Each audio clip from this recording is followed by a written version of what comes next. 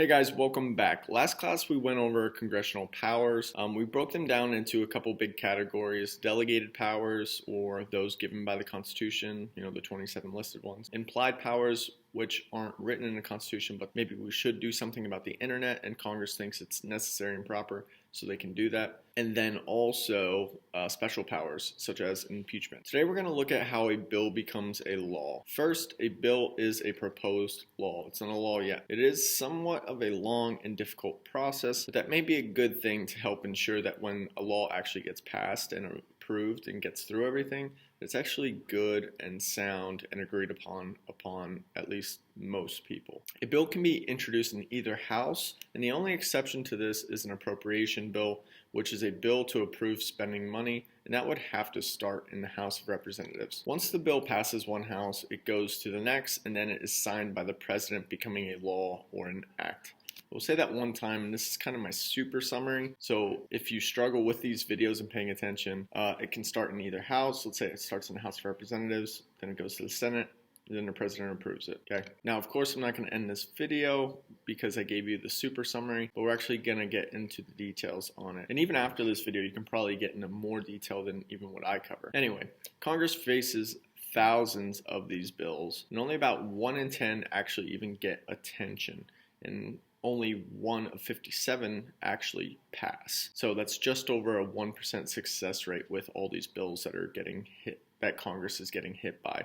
Probably actually closer to 1.7. Now, as I said before, it's more complicated than my super summary of 3 steps. So let's go into it and take our time. Let's start by looking at the sources of legislation. And this is something I touched upon before with some lobbyists and some other groups, or even ALEC, which is controversial. U.S. citizens, organized groups, Congress, and the president can all introduce legislation. So pretty much anybody and everybody can play in that role. When enough citizens reach out to Congress and feel a certain way, often they listen since it's their job, but not always. And I only say that because there was just a 20-year study that came out trying to figure out the question, does the government represent the people? Again, they're supposed to. We have a republic, a representative democracy. That's the whole idea, is for them to serve the constituents, that's us. So the study took data from nearly 2,000 public opinion surveys and compared it to the policies that ended up becoming law. In other words, they compared what the public wanted to what the government actually did. What they found,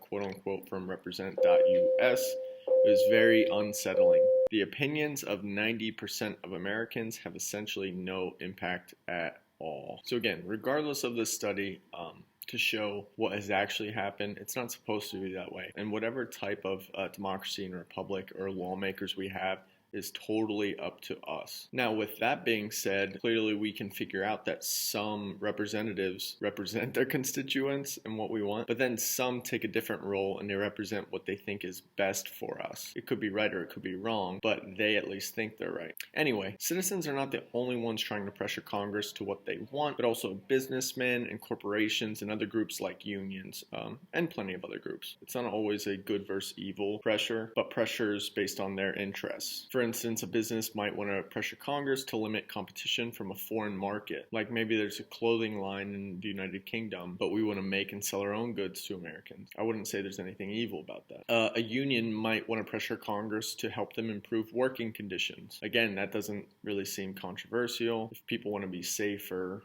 at work. And clearly, also when different people or groups or businesses are pressuring Congress, there could be plenty of other negative motives, maybe for the majority of people, but maybe not for that individual group. If interested, check out Represent US. They talk about a lot of the darker sides of all this, the darker sides of pressuring Congress, and it's very, very, very interesting and enlightening. All right. Let's keep going. So Congress considers a bill. Bills are assigned letters like HR 1215, which means it is from the House of Representatives because the HR. And it's the 1215th introduced that session, if we remember what a session is, right? It's basically the year Congress is in. After this, it is sent to a standing committee, which is just a permanent committee that meets regularly, but it only discusses the bills that are in their domain of study or competency, if that makes sense.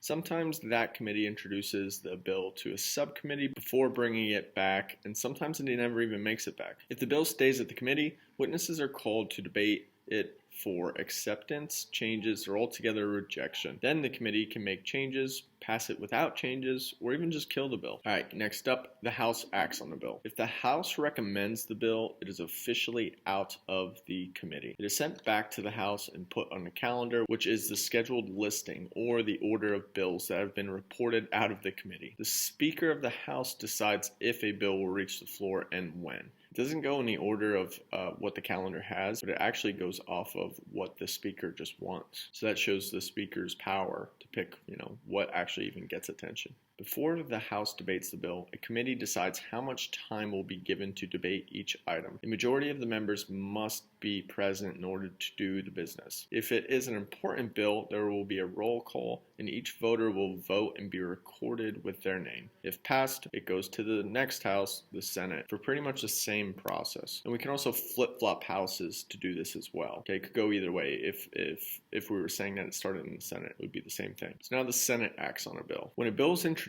to the Senate, it goes through the same steps as I said before.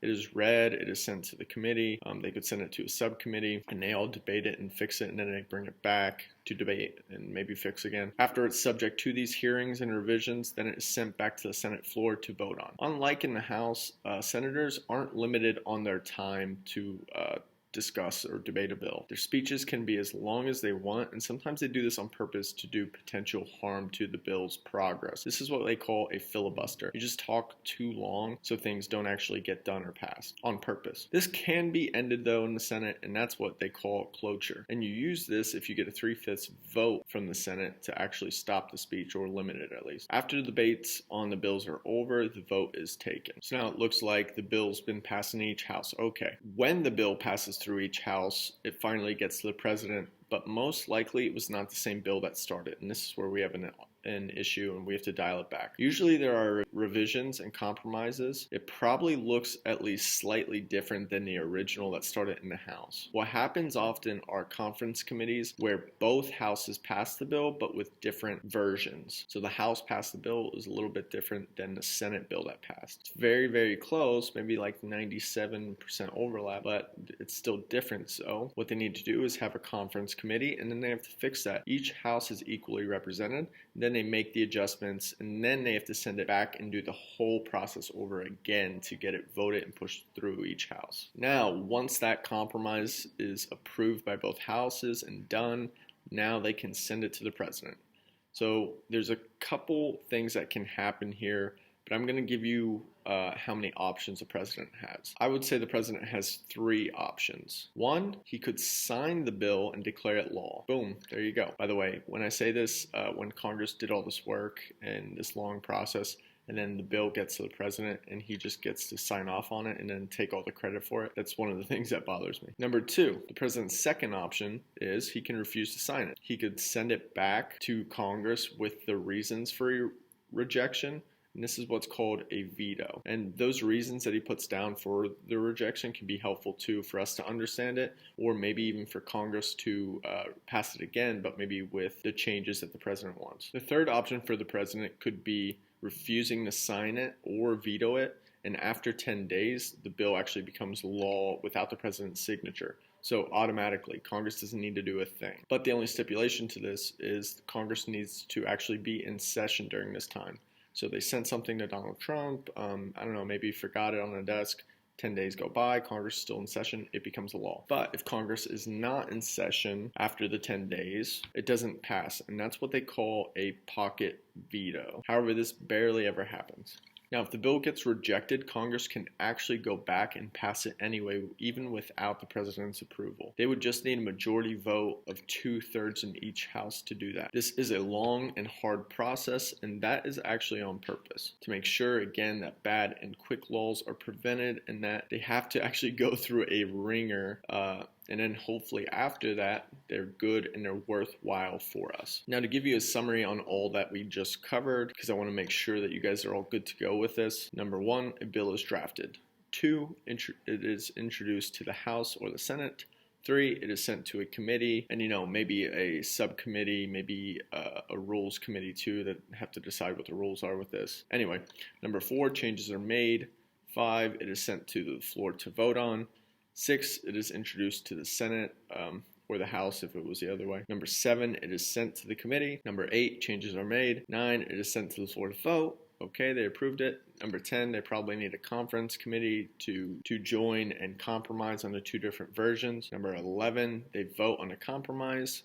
Number 12, they send it to the president, and then he either signs it, or if he vetoes it, well, a 13 could be an option for Congress to actually vote and override the president. Alrighty, so that's all I have for today. Let's look at the review questions. Number 1, identify several of the congressional powers. Number 2, explain the process of how a bill becomes a law. Remember to answer those in comments in Google Classroom for credit. After that, please complete the end of lesson questions on Google Forms, and that kind of concludes Chapter 5. We won't be having a test or a project on this, but we will have a test and a project after we cover all of the branches of government. So we just finished Chapter 5, we're going to finish Chapter 6 and then Chapter 7, and then you will get the review guide and a test and a big project. But what you do have for tomorrow will be a quiz and also a congressional game that I want you to play. Anyway, thanks for watching, guys. Have a good one. As always, let me know if you have any questions and you can pop in the live chat. See you guys.